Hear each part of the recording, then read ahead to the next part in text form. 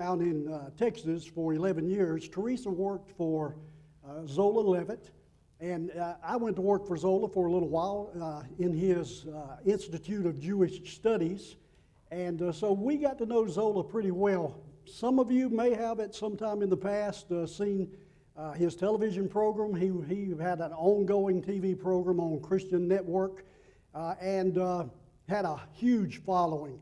Zola was a self-proclaimed completed Jew. He never referred to himself as a converted Jew. He says, I'm not converted, I'm still a Jew, but I am a completed Jew.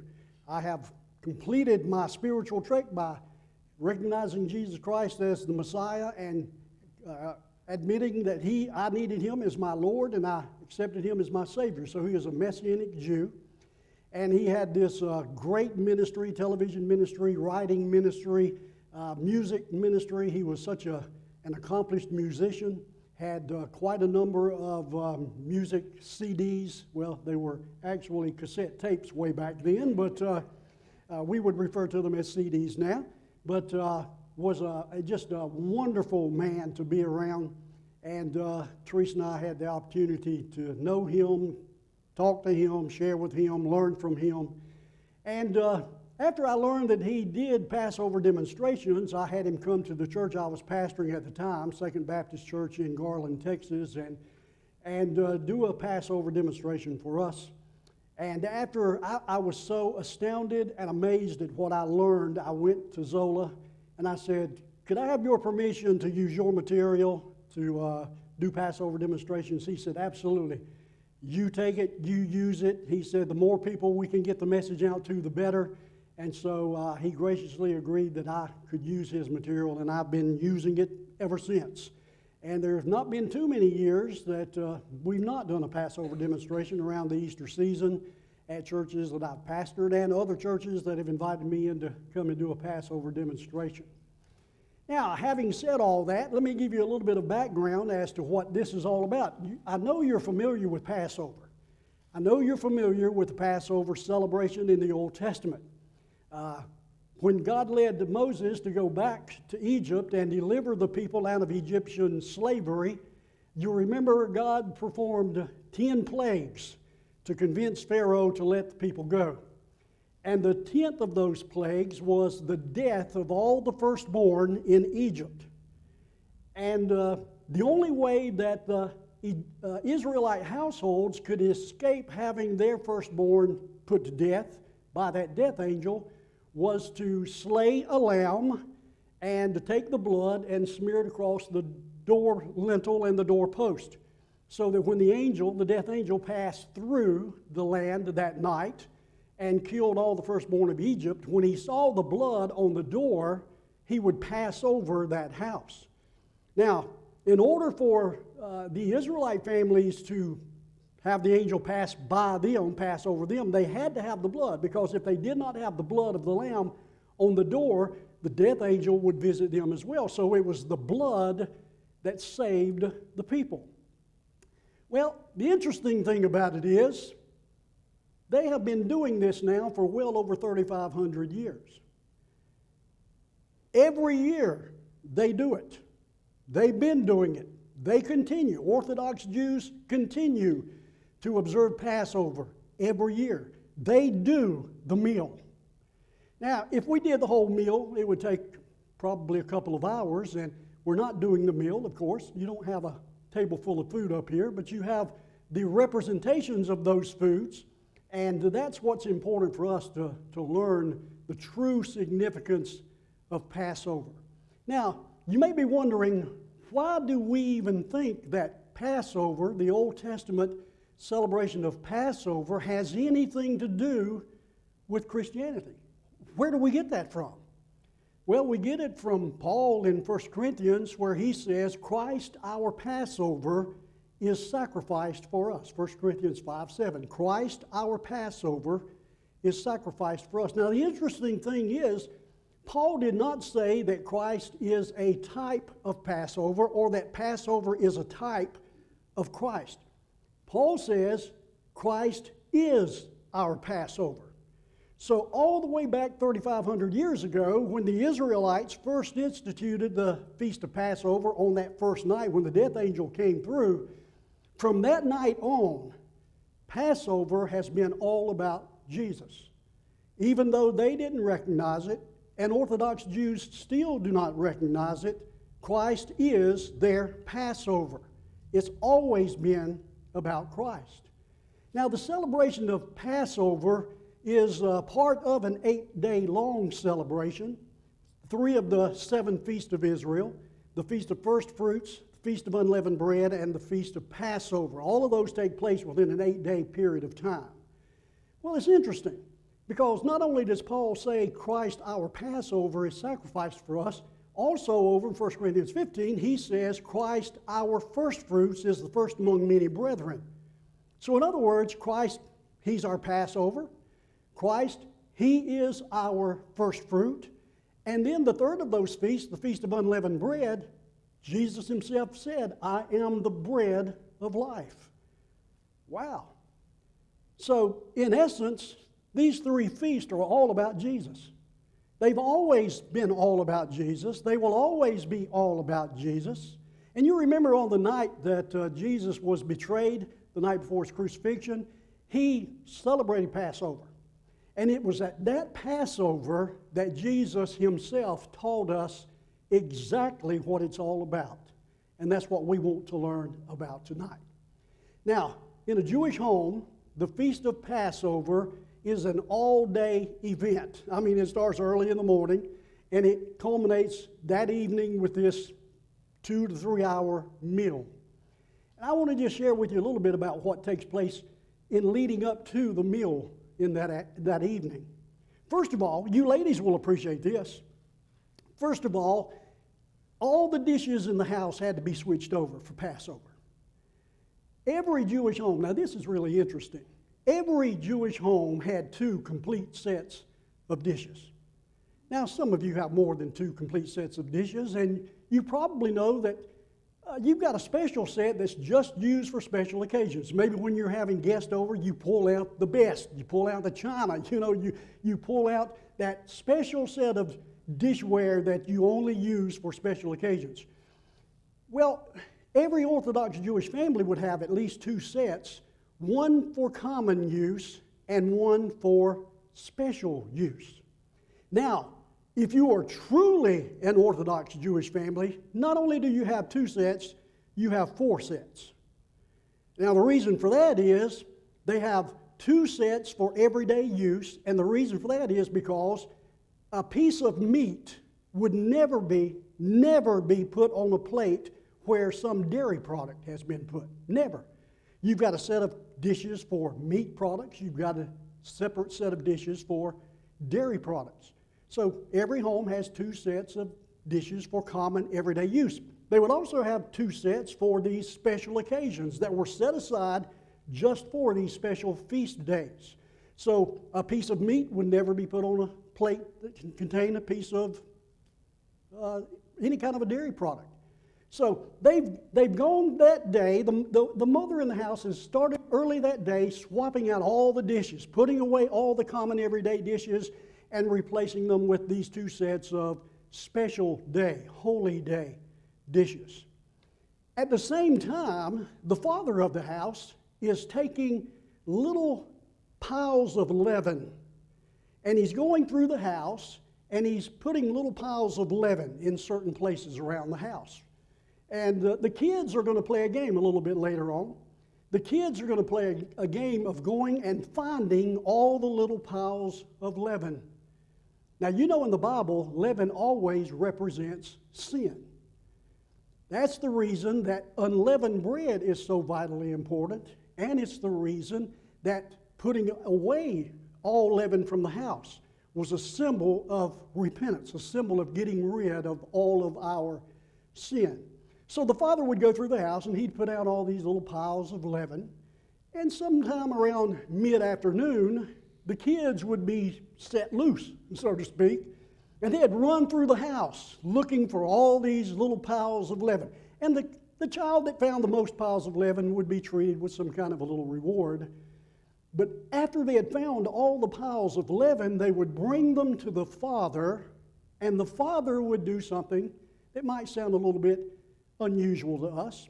But he would walk over to the fire, and he would dust all the leaven into the fire, which was symbolic of God's fiery judgment on sin. Jesus suffered our judgment for sin. So the leaven being removed is a picture of Jesus' forgiveness of our sin. So they're just having a really fun time. Now, I don't guess the mother's having a really fun time by having to do all that work in the kitchen, but the father and the kids they're having a blast. They're just playing games and just enjoying one another's company. Well, over in the afternoon, late afternoon, early evening, is when things begin to get serious. That's when the celebration of Passover is actually going to take place. Now, when I say they're going to get serious, it is a somber celebration, but it's also a great festive celebration because they're being reminded of how good and gracious God was to them back in the days of that first deliverance, with the death angel coming and passing over all the homes with the blood on the doorpost. So it's a time of great celebration, but it's also a time of reminder of the fact that we desperately need the work of God in our lives. Now, this feast is so important that every Orthodox Jewish home will have one of these. Not necessarily this same kind. This is a rather inexpensive one, as you can see. You can get some really nice leather-bound Haggadahs. But the Haggadah is a book that has everything spelled out. I mean, they go into detail. The reason for that is because there cannot be any variation in the celebration of the Passover. It has to be done exactly by every individual Jewish home. Every individual Jewish home is going to be doing it just like every other home. There's no variation. They can't change anything because of the symbolism in the celebration itself. So they go by this celebration. And the father, when it comes time for the beginning of the evening meal, the Passover celebration, the father takes his copy of the Haggadah, he goes to the table, and he makes sure that everything is exactly the way it should be. Now, in modern times, they have made things pretty easy because they've come up with a Seder plate. And the Seder plate has all of these indentations, and it tells you exactly what needs to be on the table to make sure they're doing it exactly as it says. So it says there needs to be parsley, bitter herbs, an egg, karoseth, and I'll explain what all these are in just a little while. The shank bone of a lamb, horseradish. All of those are pictured on this plate, reminding them of exactly what has to be on the table in order for all the symbolism to be acted out in the course of the evening meal. So the father, he looks over everything. He makes sure that everything is in place. And then he pours the first cup of wine. During the entire evening, there's going to be 4 cups of wine, and all of them are very symbolic.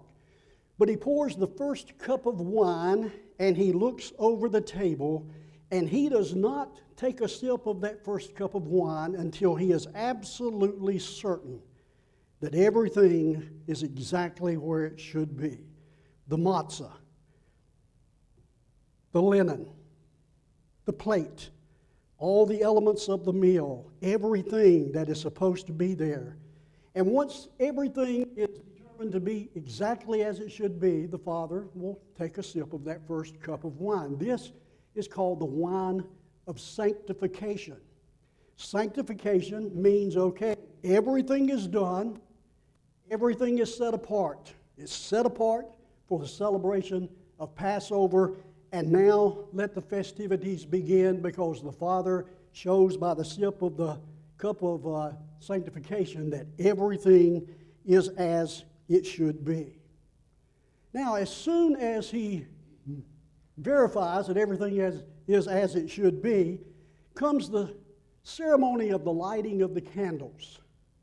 And this is a very interesting and a very important thing. Women don't participate in the Feast of Israel, except for this. The woman of the house comes and lights the candles. So, Teresa, if you will do the honors this evening, please.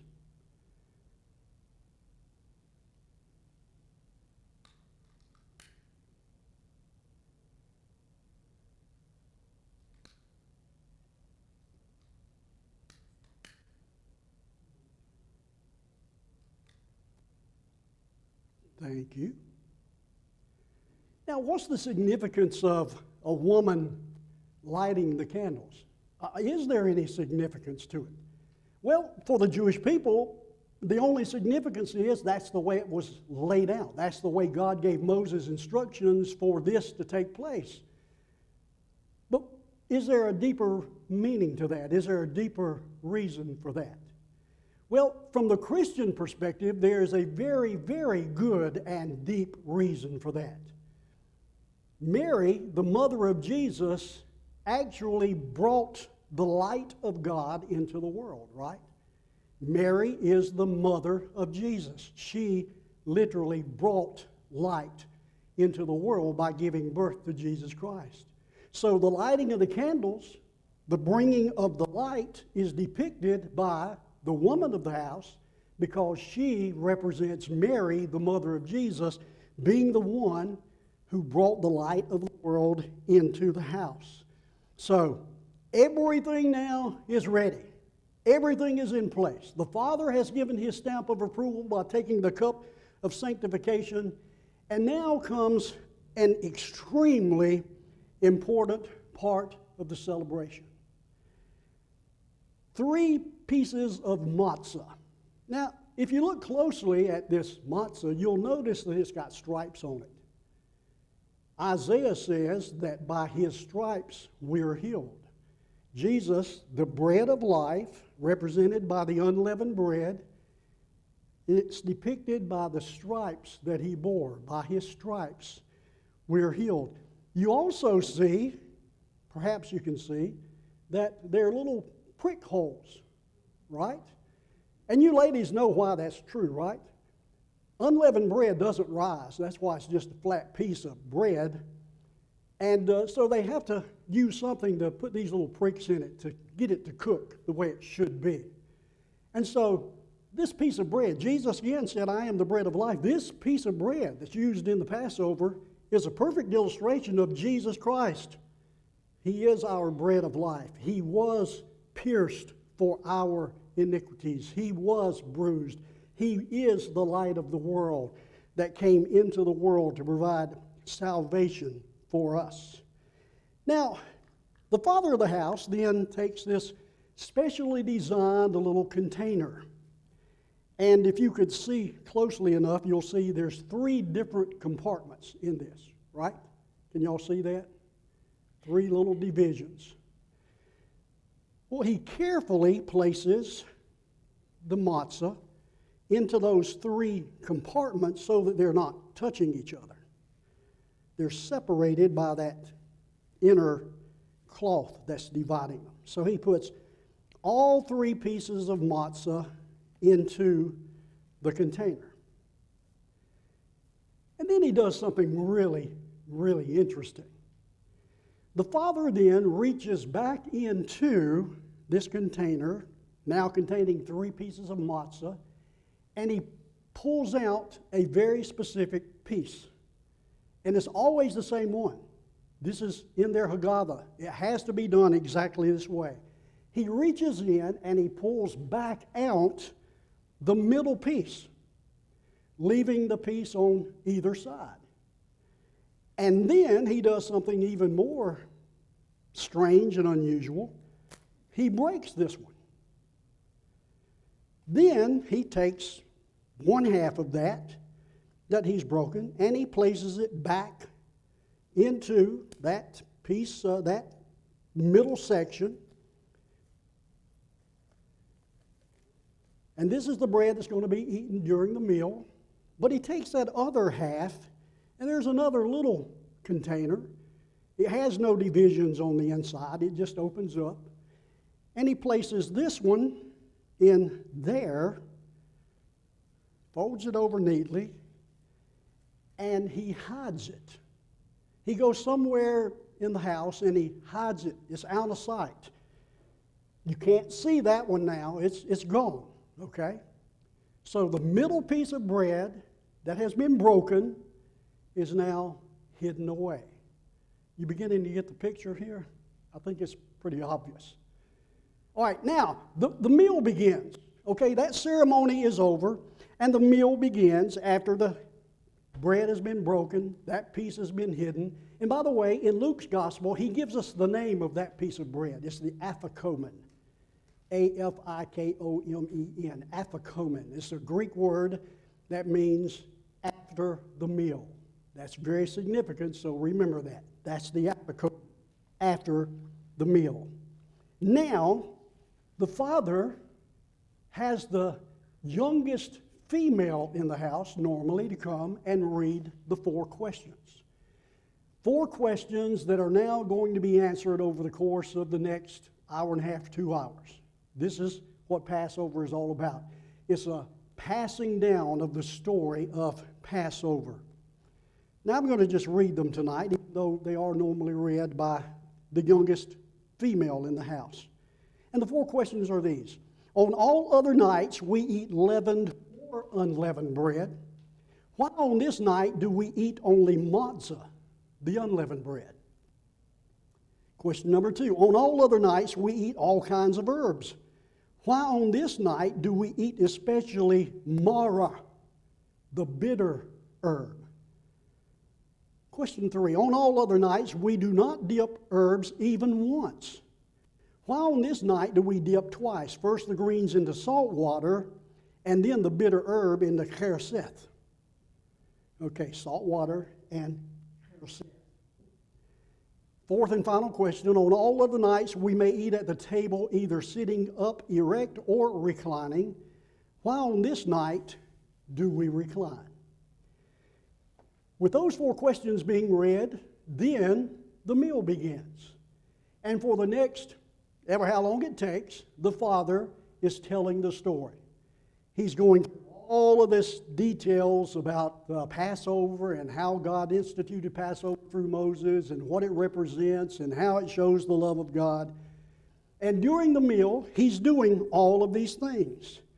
Why do we dip twice? First of all, in salt water. Why do we do that?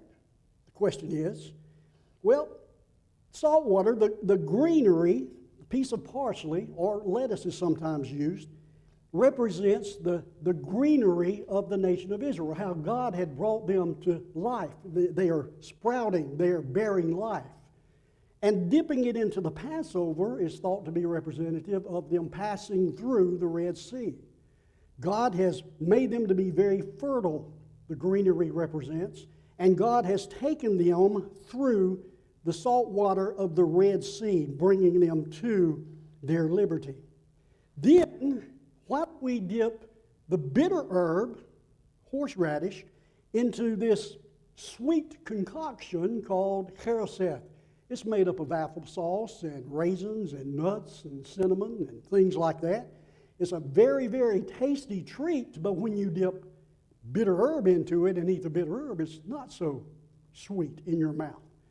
Why do we do that? Well, the bitter herb is representative of the bitterness of their 430 years in bondage. And dipping it into the chereseth, the sweetness, shows that God can take the most bitter events of life and make something beautiful and tasty and good out of that. And then there's this boiled egg. And the boiled egg is thought to be, even though this is one that's really questioned, because a lot of the Haggadahs don't really have any explanation for the boiled egg. It just says it's there. Some have even ventured to guess that the boiled egg should not be a part of it at all. But it is. It's in the Haggadah. So we must at least assume that it was there from the very beginning. But why is it there? Well, an egg probably is to be thought of as representing fertility, that God had blessed them. Remember how many there were that went down to Egypt? There was only 70. How many came out of Egypt? About 2.5 million. They grew exponentially during that 430 years in bondage. And the egg is thought to represent the fertility of the people, how they grew so exponentially during those years in bondage. And then on the table, they have the shank bone of the lamb. And that is the glaring symbol, the representation of the fact that your deliverance was wrought for you through the shedding of blood of that sacrificial lamb. And all through the evening, the Father is giving a reminder of what all this is about, how all this came to be, and why it is so vitally important. They do everything exactly the way it has always been done. Now, on that night, Jesus would have prayed several prayers. He would have prayed prayers of thankfulness for God, the creator of the fruit of the vine. Well, Jesus is the representative of his blood, the wine. And it's a reminder, thank you that you are the creator of the bread of the earth. Jesus is the bread of the earth, the bread of life. And the Father's just going through this story, reminding them of all of these very pertinent parts, these important aspects of the Passover, that first initial Passover that they had celebrated on that night.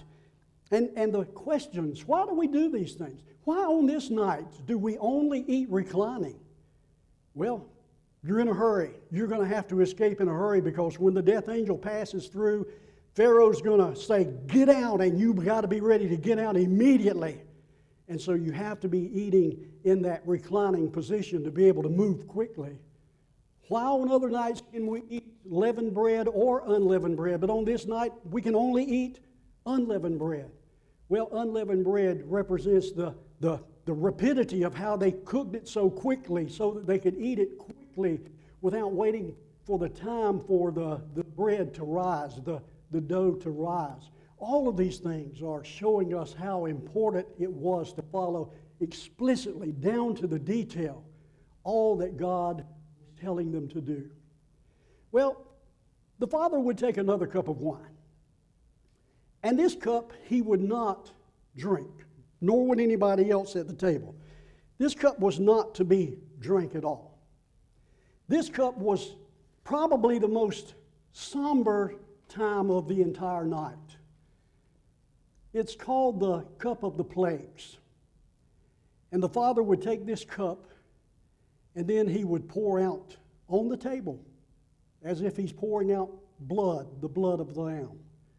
He would pour out the blood, and he would recite the 10 plagues in the order in which they occurred: blood, frogs, gnats, flies, cattle disease, boils. He would, in a very somber moment, he would recite all 10 of those plagues. And it was as if people sitting around the table would be watching the blood of that lamb being spilled as a result of all of these plagues being brought on the land of Egypt in order to convince Pharaoh to let the people go. Well, now, Father has reminded them of the story. He's recited all of these parts of the story, explained all the different elements of the meal. And they've enjoyed the meal. It's quite a delicious meal, I understand. And they get to this part. They finish the meal, okay? The meal is done. Now they're relaxing. And the Father then tells the children, go find the afikomen. All right, it's time to find the afikomen.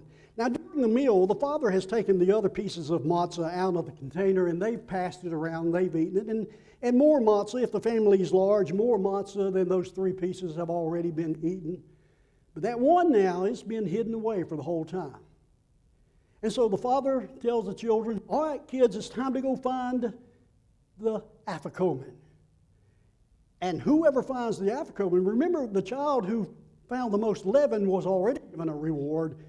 But the child who finds the afikomen is given some sort of really special reward because this is important.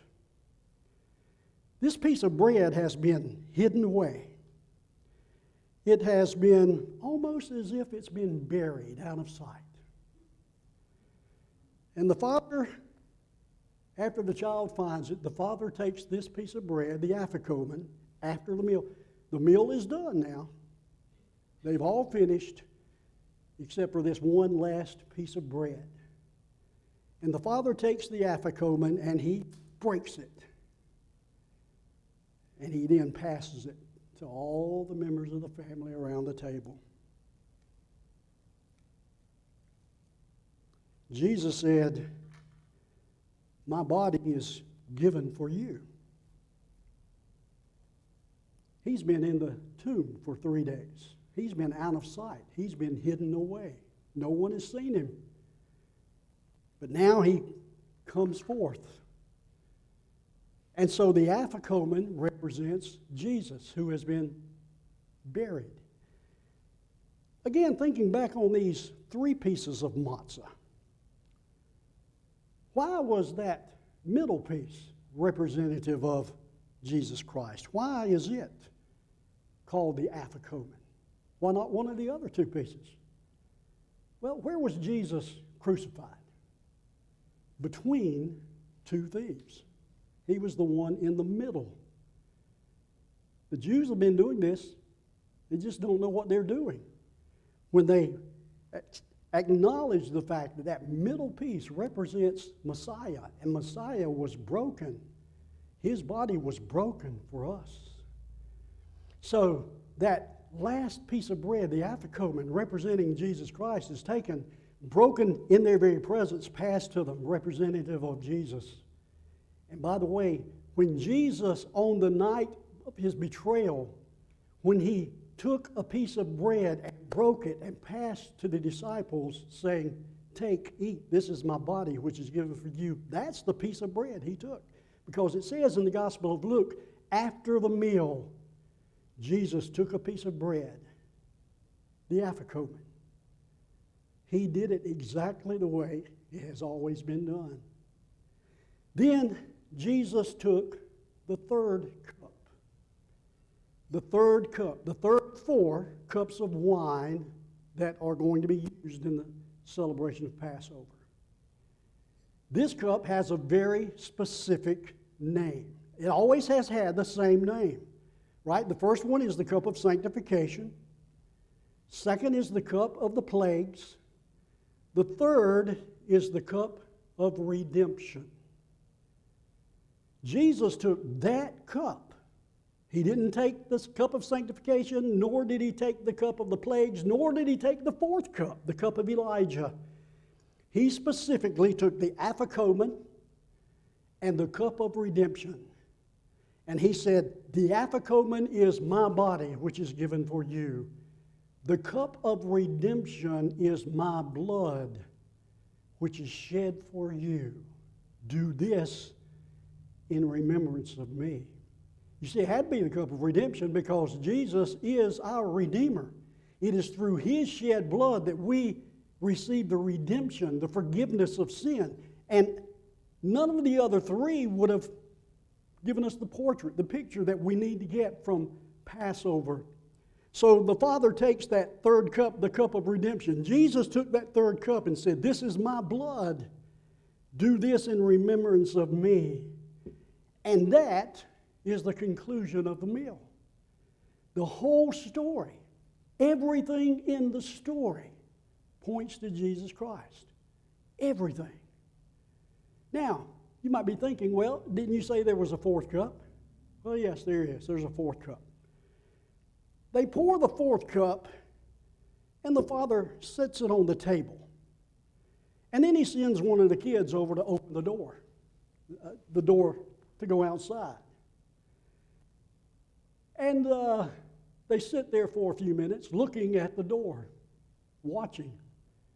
This is the cup of Elijah. And they're waiting for Elijah to come. You know, the Bible says that Elijah is going to be the forerunner. He's going to make an appearance. Jesus said, you're looking for Elijah. You need to understand Elijah's already come. And Jesus was talking about John the Baptist. They're still waiting for Elijah.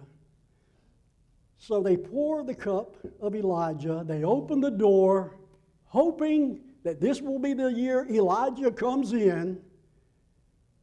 And if not, after a little bit of time, the Father then makes this statement: maybe next year in Jerusalem, maybe next year in Jerusalem, Elijah will come.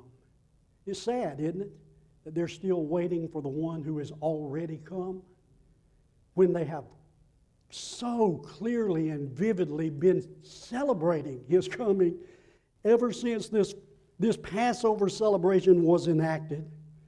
So Jesus, that night, he was the head of the house.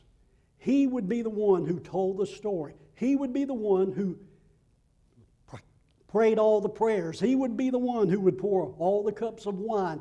And he would be the one who would take the specific piece of bread, the afikomen, and the specific cup of wine, a cup of redemption, and say, this is my body, this is my blood.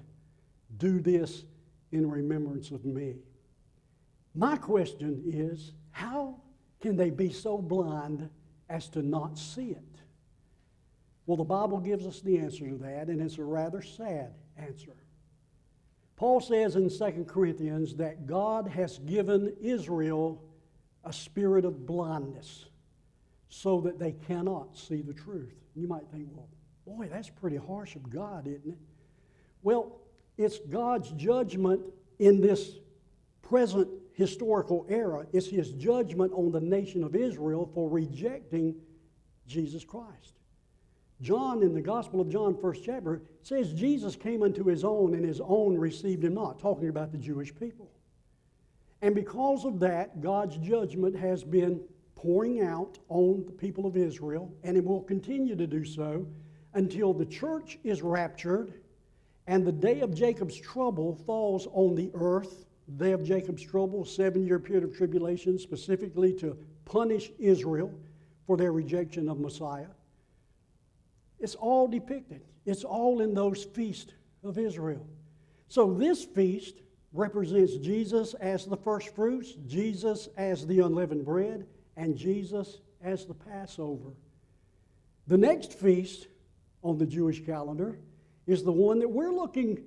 No, the next one was the Feast of Pentecost that took place 50 days later. The next one after that is the one we're looking for now. That's the Feast of Trumpets. The rapture of the church will take place at the trump of God. And we're looking forward to the wonder of the rapture of the church at the sound of the trumpet and the shout of the archangel. And what a glorious day that's going to be. Now, just a little, one little final aside here. There are 7 feasts on the annual calendar in the nation of Israel. These 3, along with the Feast of Pentecost, are referred to as the spring feast. There's 4 of them: unleavened bread, Passover, and first fruits. Then there is the Feast of Pentecost that took place 50 days later.